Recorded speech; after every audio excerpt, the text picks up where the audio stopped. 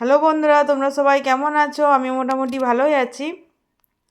তো তোমাদের জন্য নিয়ে চলে এলাম একটা ভিডিও। তোমাদের সাথে অনেক দিনই ভিডিও শেয়ার করা হয়নি, কেননা আমি একটু ব্যস্ত ছিলাম আর সেই জন্য ভিডিও শেয়ার করতে পারি না। সেইভাবে কি ভিডিও তোমাদের সাথে শেয়ার করব বুঝে উঠতে পারছিলাম না। তো যাই হোক, আমরা দেখো বিয়েবাড়ি গিয়েছিলাম, সেই ভিডিওটাই তোমাদের সাথে আমি আজকে শেয়ার করছি। তো সেদিন ছিল অগ্রহায়ণ মাসের 7 তারিখে। প্রায় অর্ধেক বিয়ে সেদিনই হয়েছে, মানে প্রচুর প্রচুর বিয়ে ছিল সেদিনে। তো দেখো, বাড়ির সকলে রেডি হয়ে নিয়েছি, মা, কাকিমা, কাকু, আমি, বর, ছেলে, যা, আর সবাই গিয়েছিলাম। ছোটো কাকিমা, বাড়ির সবাই গিয়েছিলাম, শুধু দেওর আর 2 দেওর বাড়িতে ছিল। বাড়িতে তো কাউকে থাকতে হবে, তো সেই জন্য ওরা দুজনে বাড়িতে ছিল। তো যাই হোক, দেখো আমরা এই বিয়েবাড়ি পৌঁছে গিয়েছি। বিয়েবাড়ি এসে ভিডিও, ফটো, রিলস বানানো হয়ে গেল। আর আমরা একটু সন্ধে বিয়েবাড়ি চলে এসেছিলাম, কেননা আমাদেরকে দুটো বিয়েবাড়ি অ্যাটেন্ড করতে হবে একই সাথে। তো সেই জন্য প্রথম দিকেই মানে সন্ধে লেগেছে, আর সেই সময় আমরা বেরিয়েছিলাম। তো সন্ধে ওই 6টা পৌনে 6টার মধ্যেই আমরা বিয়েবাড়ি চলেও এসেছিলাম, কেননা যেহেতু দুটো বাড়ি যেতে হবে একই সাথে, খাওয়া দাওয়ার ব্যাপার আছে, তারপরে বাড়ি যাওয়ার ব্যাপার আছে, তো সেই জন্যে।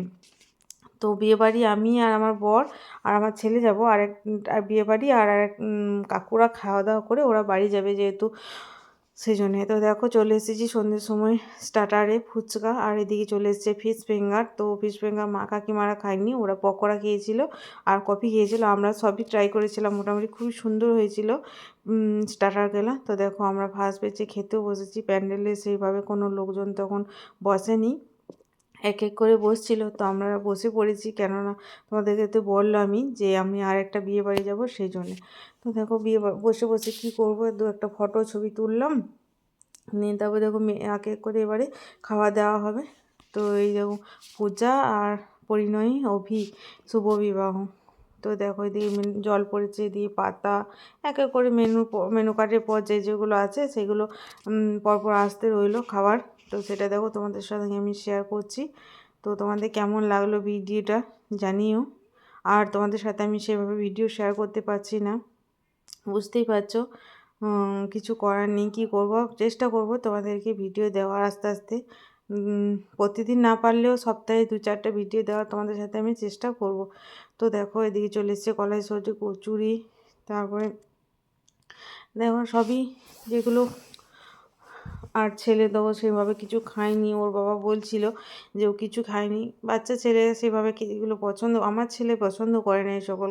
ও প্লেন ডাল ভাতটাই বেশি পছন্দ করে, আর চিকেন হলে চিকেনটা খায়, আর মাটন তো খুব পছন্দ করে না, কিন্তু চাপে পড়ে খায়। তো যাই হোক, ওর বাবা বলছিল সেভাবে কিছু খায়নি ও, তো টুকটাক একটুকু খেয়েছে, তারপরে আর খায়নি। তো যাই হোক, দেখো আমাদের খাওয়া দাওয়ার রেডি পড়ে গিয়েছে লাস্টে মাটন। তো দেখো, খাওয়া দাওয়া পরে আমরা বেরিয়ে পড়বো, যেহেতু আমাদের আর একটা বিয়ে বাড়ি আছে, সেই জন্যই আমরা বেরিয়ে পড়বো। আর কাকারা যাবে টোটো করে বাড়ি, সেই জন্যই আরও তাড়াতাড়ি করে খাওয়া দাওয়া করে নিলাম, কেননা টোটোতে বাড়ি যাবে, সবাই আছে টোটোতে। তো একটু তারপরে বিয়েবাড়িটা একটু দূরে আমাদের যেহেতু, সেই জন্যে ওরা বললাম ফার্স্ট ব্যাচে খাওয়া দাওয়া করে নিয়ে বোধহয় তাড়াতাড়ি চলে যাওয়ার জন্য।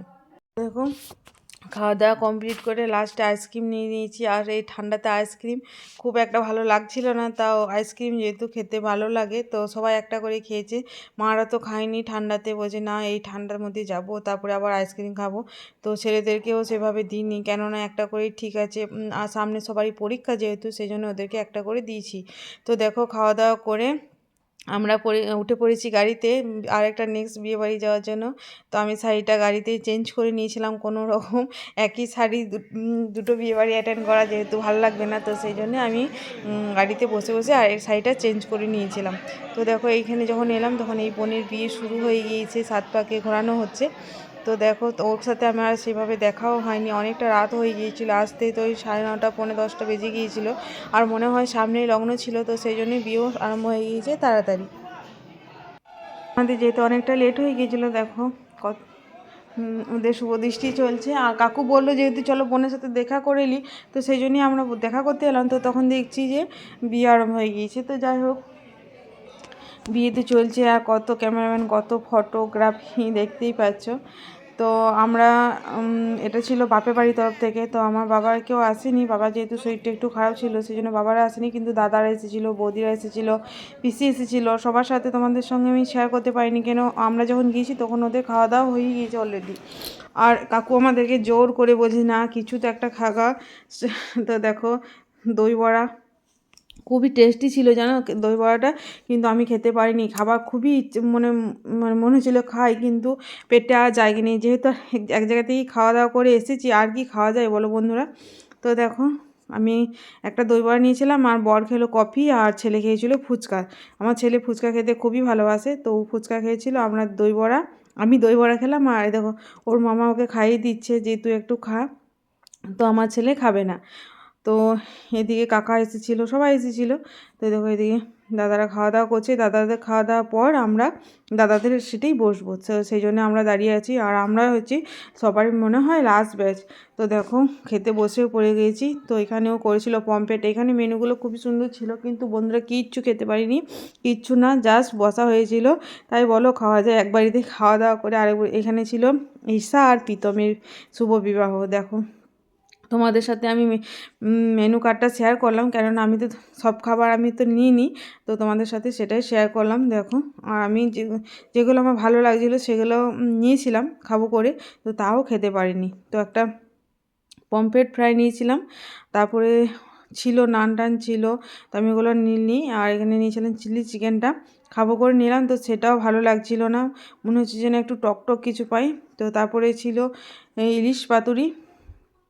তো দেখো এটা কলা পাতা দিয়ে করেছিল, খুবই সুন্দর হয়েছিল, খেতে খুবই ভালো ছিল। তাও টুকটে কেটে কেটে টুকে টুকে একটুকু খেয়েছিলাম, আর পুরোপুরি খেতে পারিনি। আমার বর তো খেতেই পারিনি, আর খেয়েছিলাম শুধু মাটন।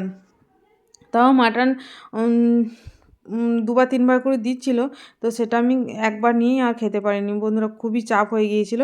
তো দেখো বিয়েবাড়িও অলরেডি শেষের দিকে, ফাঁকা হয়ে গিয়েছিল, গেস্টটা প্রায় সবাই বাড়ি চলে গিয়েছিল, আমরাই সবাই লাস্ট ছিলাম। তো আমাদের বাড়ি যেতে প্রায় 12:30 একটা বেজে গিয়েছিল। তো আমরা সোজা এখন যাব বাপের বাড়ি, তো সেখানে রাতে থাকবো, তারপর যাব, তারপরের দিন সকালে যাব আমি শ্বশুরবাড়ি। তো দেখো এদিকে পিসি আমাদের জন্য ওয়েট করছিল গাড়িতে, পিসি তো খেয়ে নিয়েছিল আগেই, তোমাদের সঙ্গে সেটা দেখানো হয়নি। তো পিসি খাওয়া দাওয়া করে আমাদের জন্য ওয়েট করছিল, পিসি আর দাদাদের সঙ্গে যায়নি, তার পিসি আমার সঙ্গে যাওয়ার জন্যই ওয়েট করছিল গাড়িতে। তো দেখো বন্ধুরা আমি তারপরের দিন সকালে যাই হোক মন খারাপ করে ট্রেনে বাড়ি ফিরলাম। আর আমরা গাড়ি 4 চাকা করে আসিনি, গাড়িটা ওখানেই রয়ে গিয়েছিলো বাপের বাড়িতে।